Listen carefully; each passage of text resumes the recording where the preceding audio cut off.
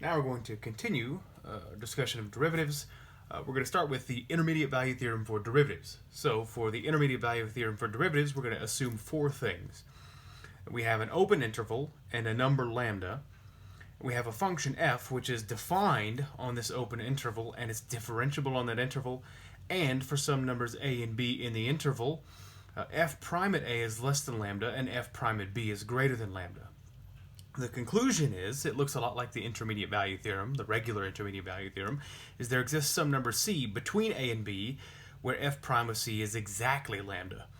You might ask, isn't this just the regular intermediate value theorem but applied to f prime instead of f? So remember, the intermediate value theorem says if a continuous function on the interval ab or on any interval and f of a is less than lambda, f of b is greater than lambda, then at some point in between the function is exactly equal to lambda.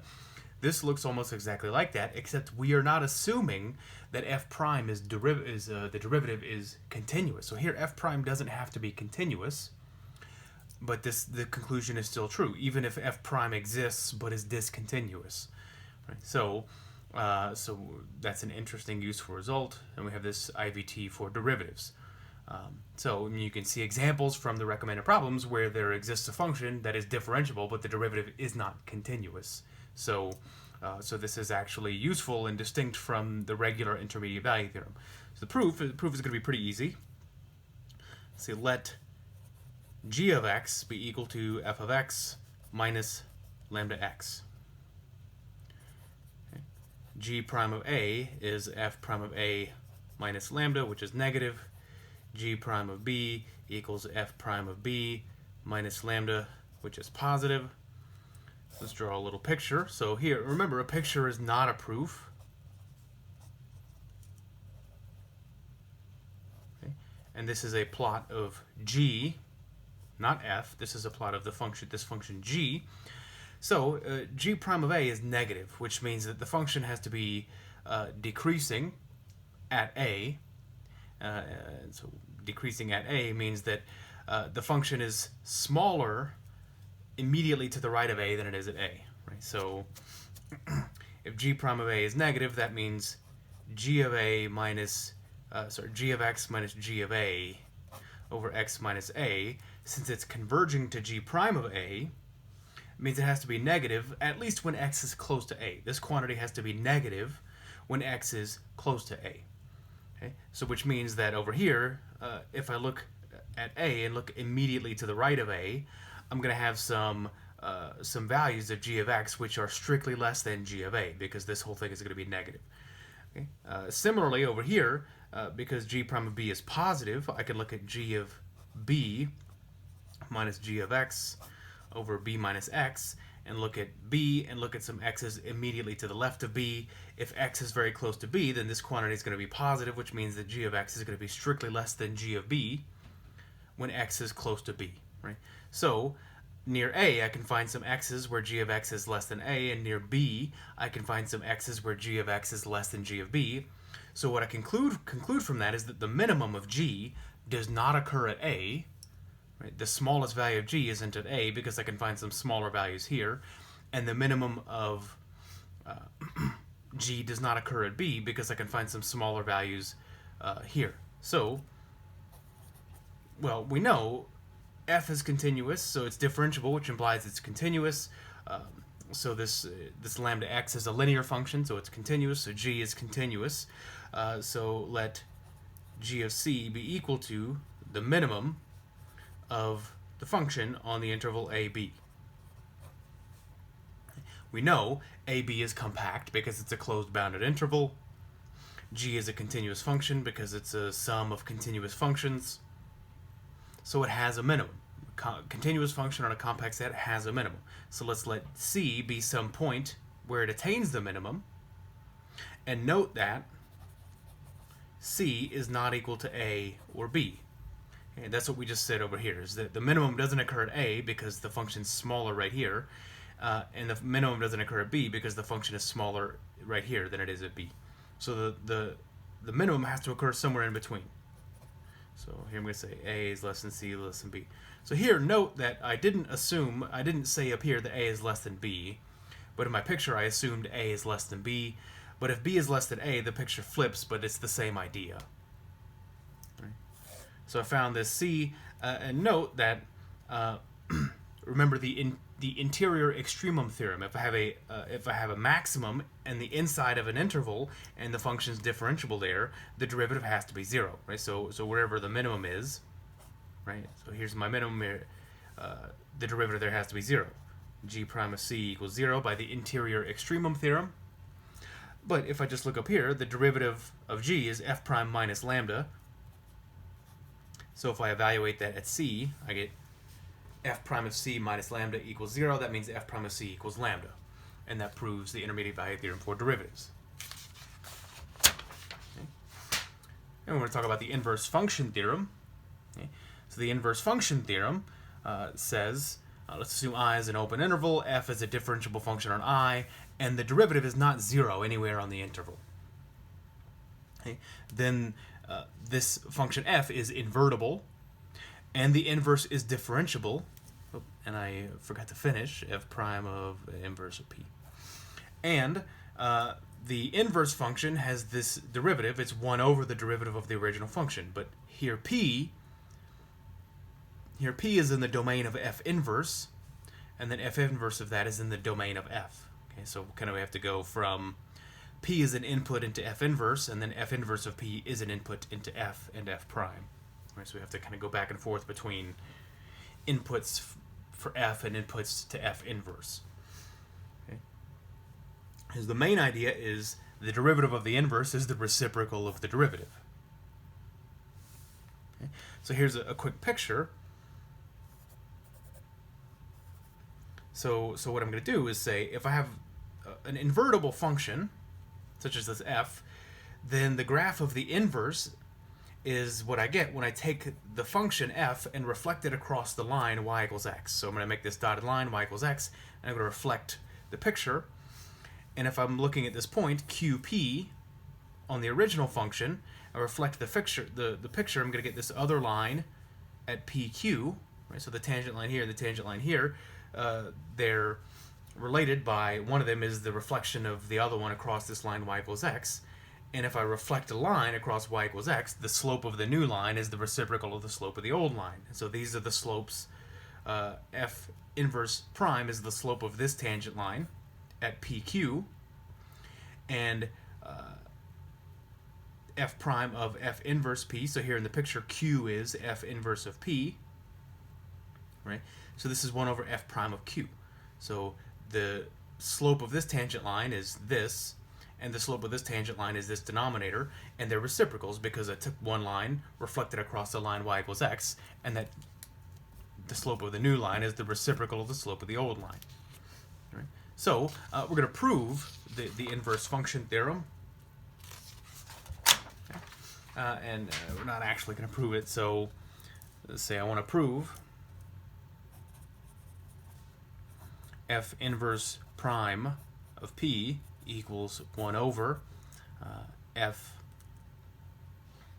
prime f inverse of p. I'm going to say let q be equal to f inverse of p, just to make things easy. So I'm trying to prove this, and I will just say let q be equal to f inverse of p. So first, while I'm talking about f inverse, I need to know that it exists, and really I should have said this before I wrote this down. So if f prime is not 0 on this interval, that means it has to either be always positive or always negative, and that's because of the intermediate value theorem for derivatives. So if f prime is not 0, then it can't be above 0 at one point and below 0 at another point, because by the intermediate value theorem for derivatives, it will be 0 somewhere in between. Therefore, this assumption that f prime is not 0 on the interval I means that it's either always positive or always negative. If it's always positive, that means my function is strictly increasing. And if it's always negative, that means my function is strictly decreasing. And we know from one of the homework problems that we have a strictly increasing continuous function on an open interval, then the inverse is continuous, and it's also strictly increasing or strictly decreasing. So f prime, or f inverse exists, its domain is some interval, and it's continuous. Okay, so we have all those facts from a homework problem. We know f inverse exists because the assumption that f prime is not 0, together with the intermediate value theorem for derivatives, implies that f prime is either always positive and our function is strictly increasing, or f prime is always negative and our function is strictly decreasing. Okay? So, so what I want to do is say let y equal f inverse of x, and note that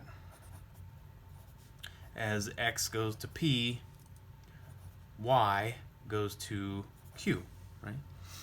And as y goes to q, x goes to p, right? So, so here I'm saying from the homework problem, I know that f inverse is continuous.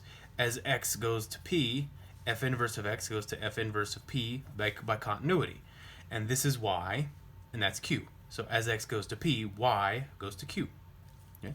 And we have the other direction. F of y goes to f of q. Right? So this is x, and this is p.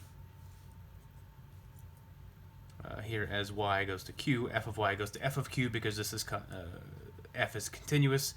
F of y is x, f of q is p, because f and f inverse are inverses, so y is f inverse of x, f of that is just x again. Q equals f inverse of p, f of that is just p again. Right? So what I'm going to say is f inverse of x minus f inverse of p over x minus p. I want to take the limit of this as x goes to p, and that will be the derivative of f inverse at p. Right? So this is equal to, go over here, x equals f of y, and p equals f of q. Okay? And then f inverse of x is q. I'm sorry, f inverse of x is y.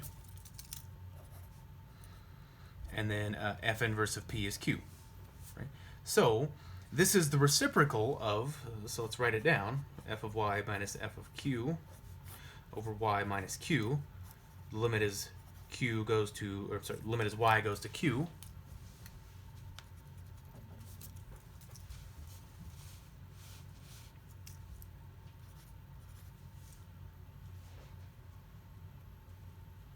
Okay. This is equal to f prime of q, which is f prime of f inverse of p, because q is f inverse of p. Right? And by definition, this is f prime of q. And now this is the reciprocal. Okay? So if I take the limit of this as y goes to q, I get 1 over f prime of q. So if I take this and then take the reciprocal converges to the reciprocal of this, as long as this is not 0. Okay? So we prove that for our limit. If I have some function which converges, the limit of a function is some value, then the limit of the reciprocal is the reciprocal, as long as I'm not dividing by 0. Okay, so this and this are reciprocals. This converges to the reciprocal of this. Okay? And so here, this is the limit as y goes to q. That's the same as the limit as x goes to p on the original, because of this up here. X is going to p as y is going to q, and vice versa. So sending x to p is the same as sending y to q, and we are done. That's it.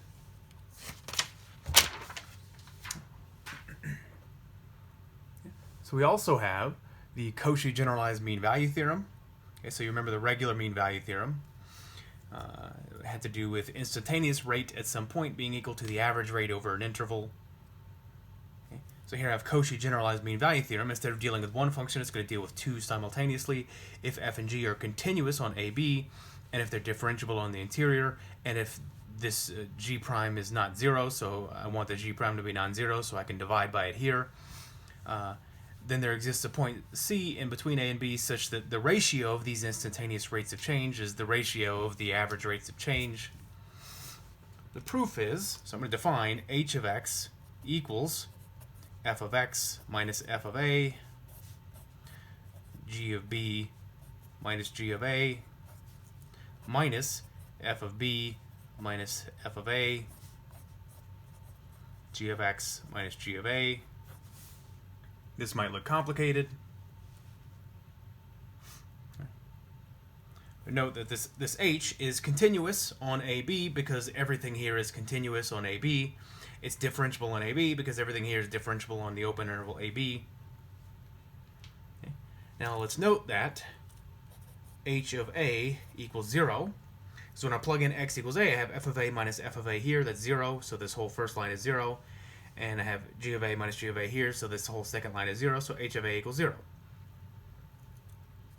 If I plug in x equals b, I get h of b. It's also 0 because I have f of b minus f of a times g of b minus g of a minus the exact same thing. Okay, so we just check this. Okay. So my function is continuous on the closed interval, differentiable on the open interval, equal at the endpoints. So by Rolle's theorem,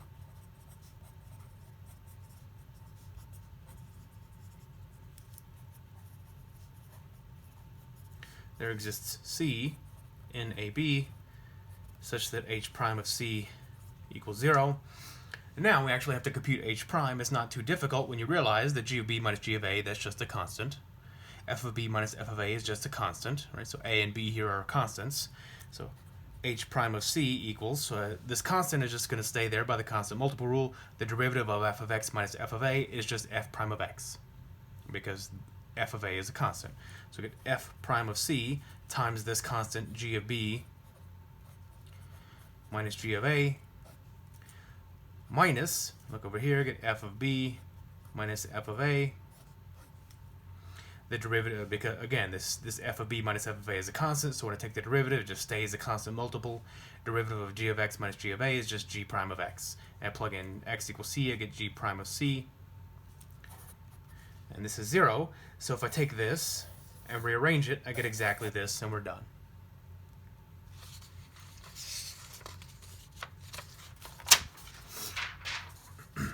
Okay. So now we have L'Hopital's rule. So we all remember L'Hopital's rule.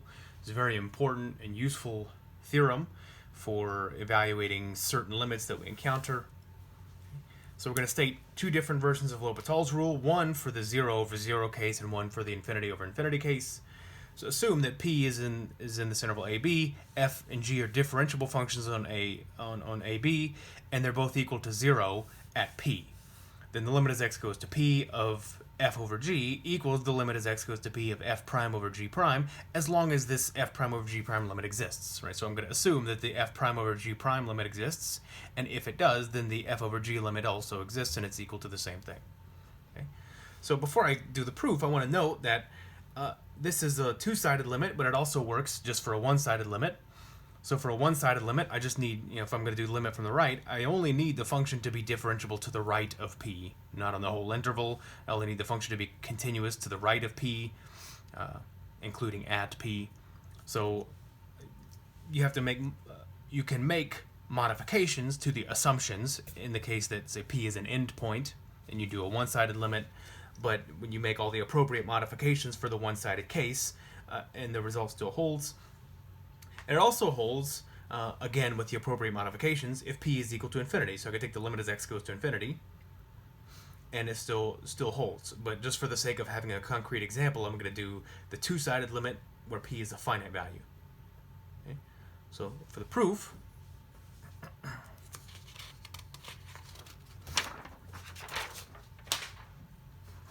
say, well, I'm going to do another sketch.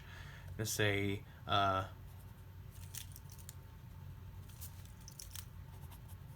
fix p less than x less than b by the Cauchy generalized mean value theorem. There exists some number that I'm going to call c sub x, which is between p and x, such that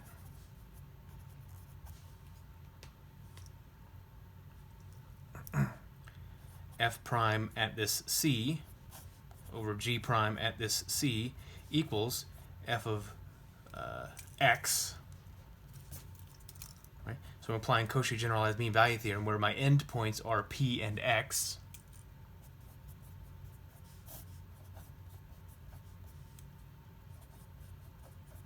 And I have a number between p and x where the ratio of the instantaneous rates of change at this c is equal to the ratio of the average rates of change. But now we've assumed that f of p and g of p are 0. This is the 0 over 0 case, so I have f of x over g of x.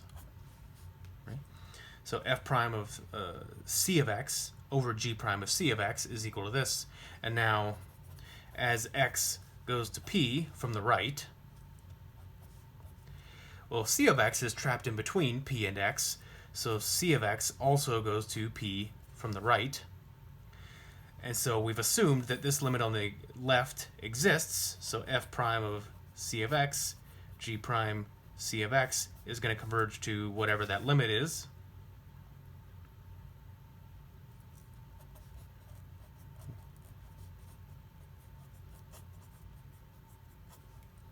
Right? And now this is equal to that. So of course, if they're equal, then this one's also going to L. Right? So as x approaches p from the right, this f of x over g of x is equal to things of this form, which are getting closer and closer to L, and we proved the limit from the right. Limit from the left is exactly the same, except I'm going to take c of x in between. I'm going to take an x on the other side. I'm going to take c of x in this interval.